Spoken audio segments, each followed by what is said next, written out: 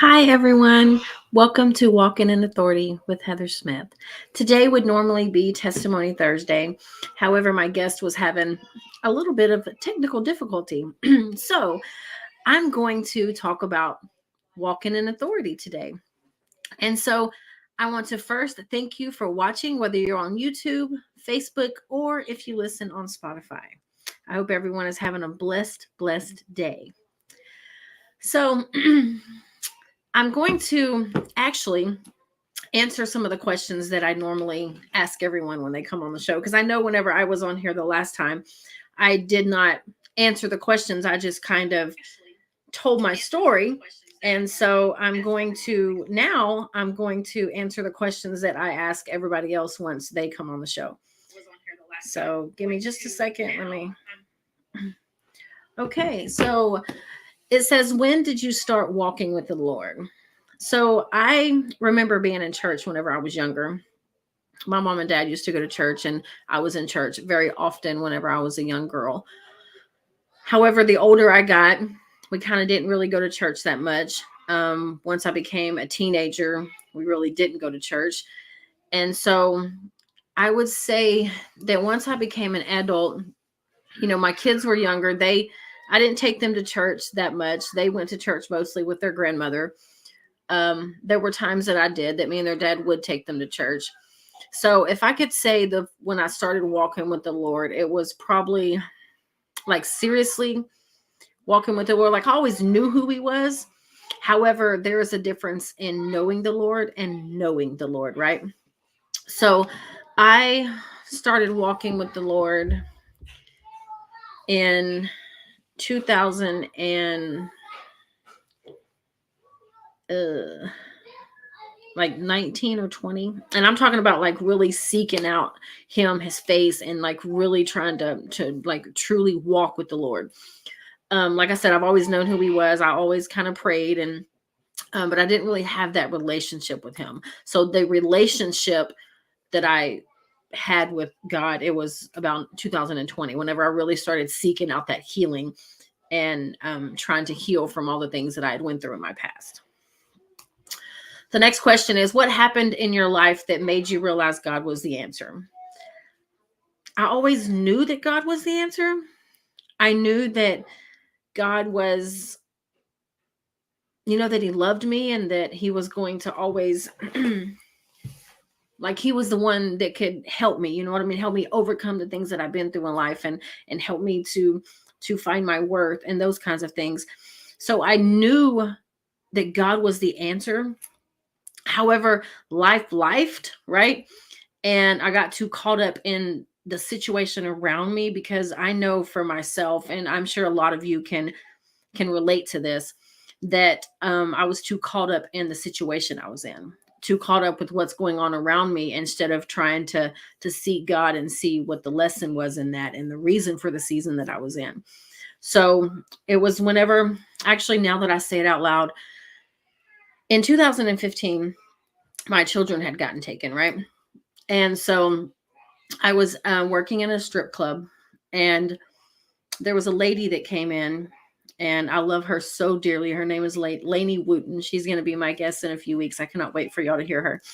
So she and the church that she was going to at the time would come in on Saturdays. They would feed us and, pray with us. And there was no judgment. There was no talking down on us or anything. They just literally came in with the love of Christ and loved on us.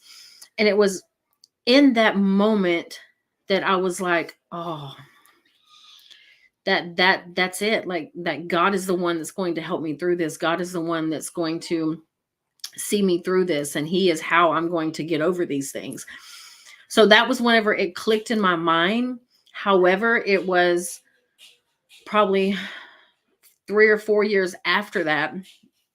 I danced for another year, but it was probably 3 or 4 years after that, whenever I started seeking my healing, that I really, really, truly realized that God was the answer. So it says, what were your thoughts about you during those times? So before I went through my healing, before I started seeking healing in my life, I thought my worth was in a man. I thought that I wasn't good enough. I thought that I was never going to be good enough. I was always going to be somebody that just didn't have her stuff together, somebody that didn't really amount to much. Um, I spoke so much negativity over my life. A lot of my family and friends would say Heather is so positive and she's so positive and like she's just a positive person.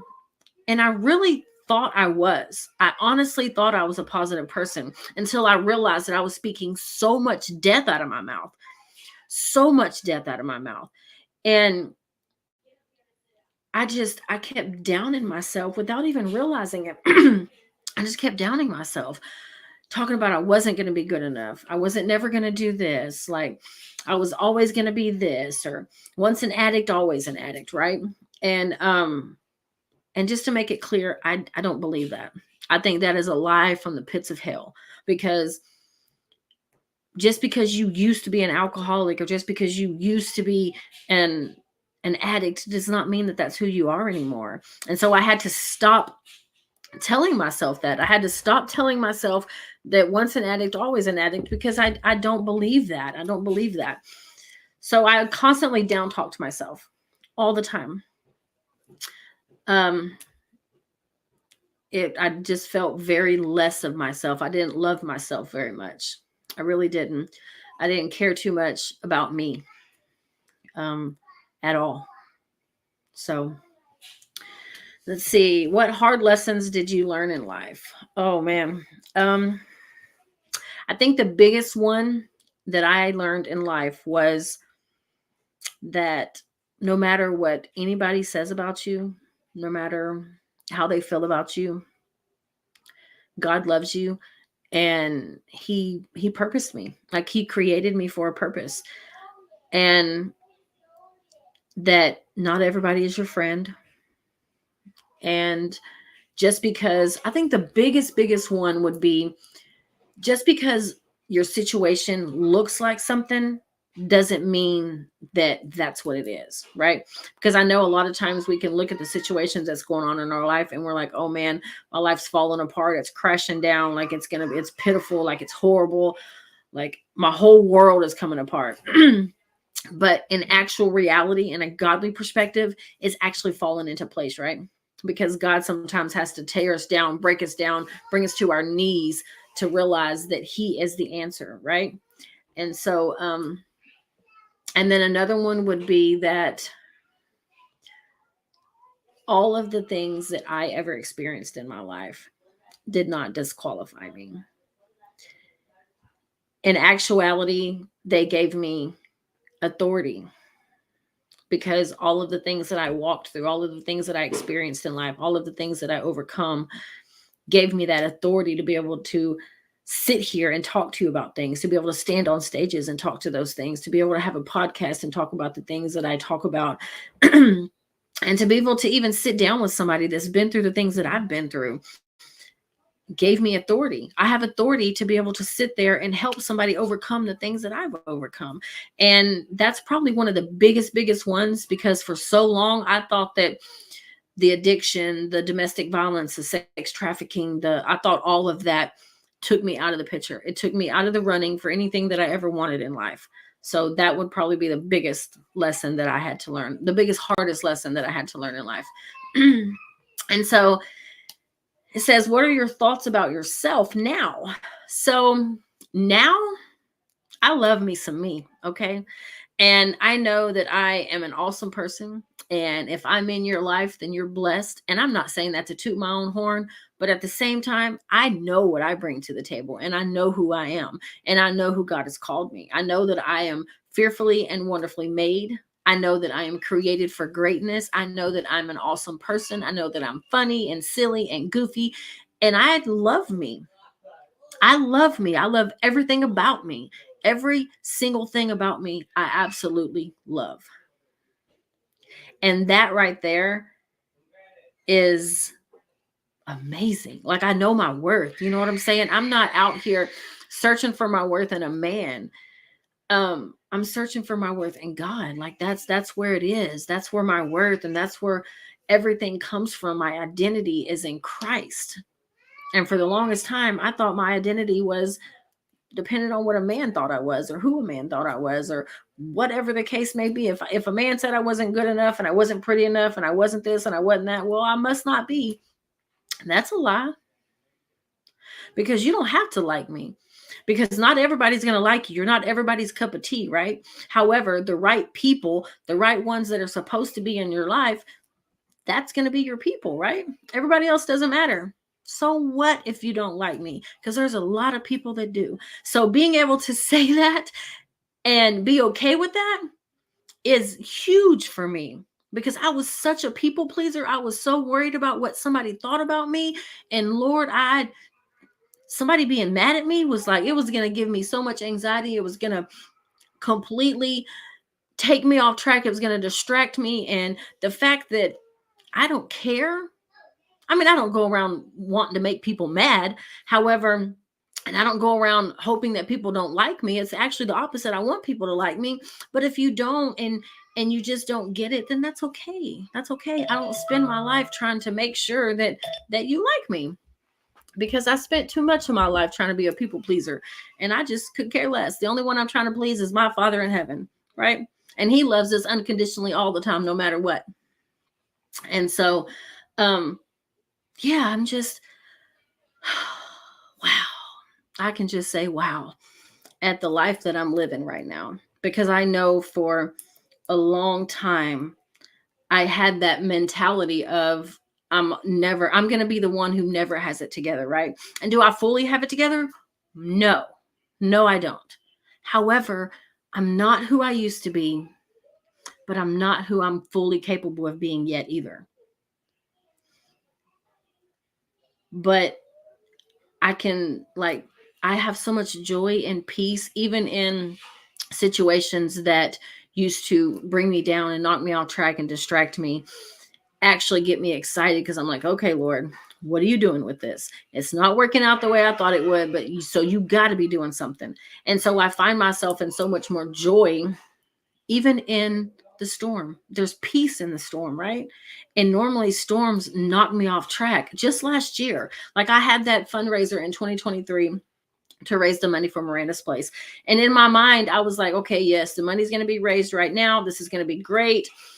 I'm going to be building a home in a few months. And it didn't happen like that.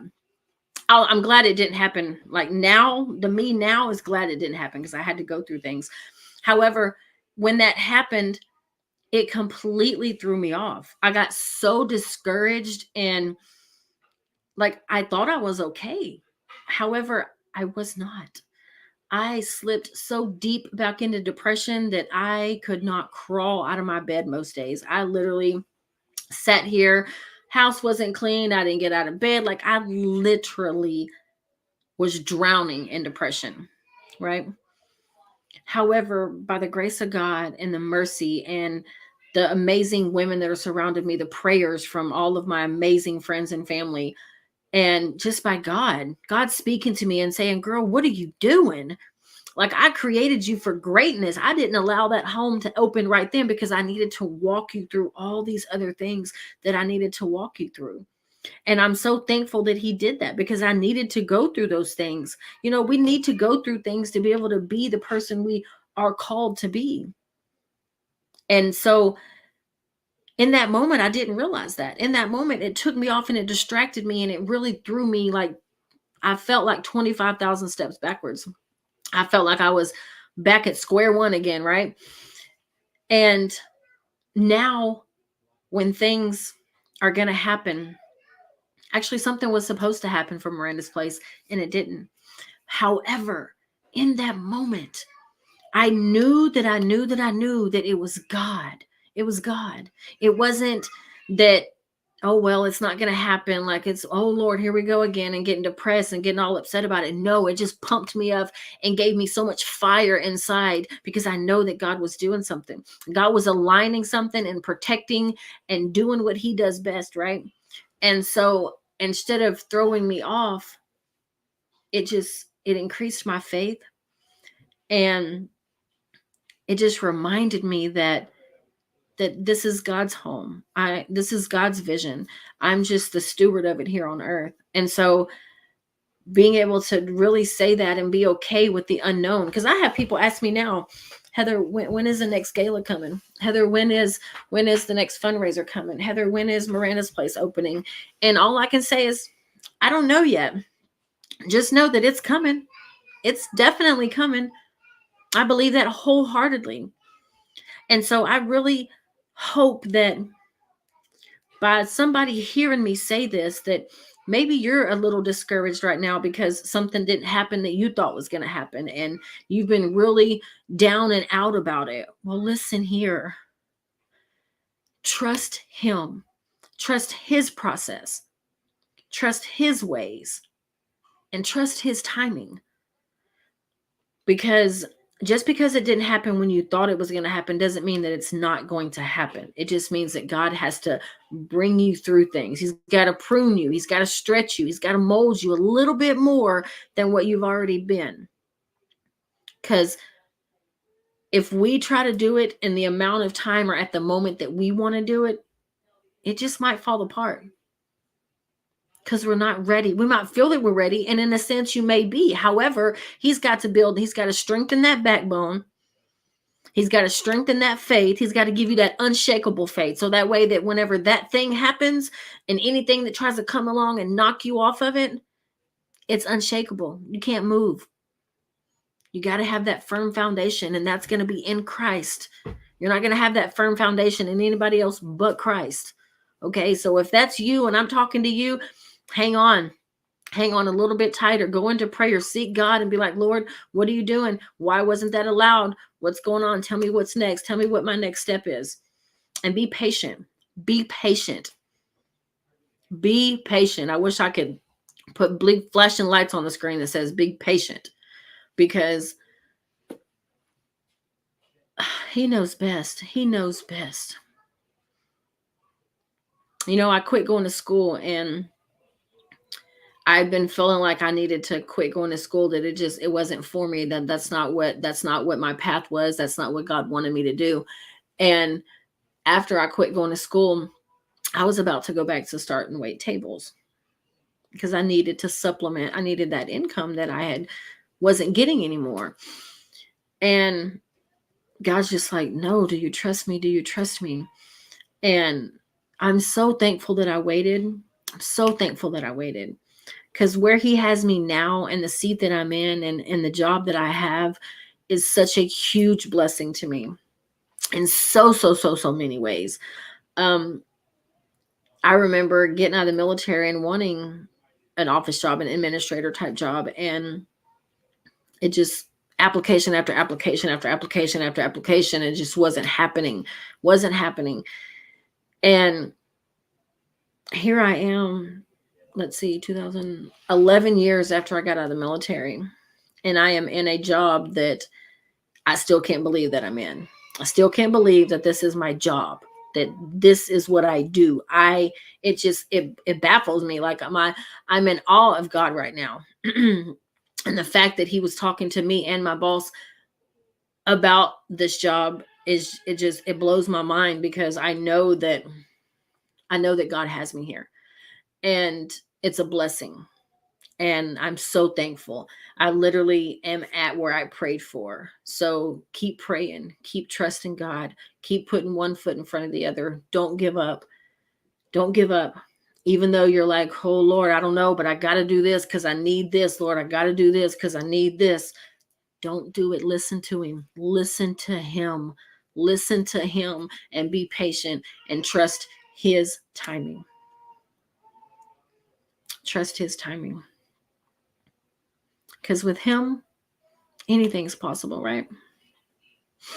So I really, truly hope that me talking right now really blessed somebody. I know that I didn't want to not have anything today, because it's Thursdays.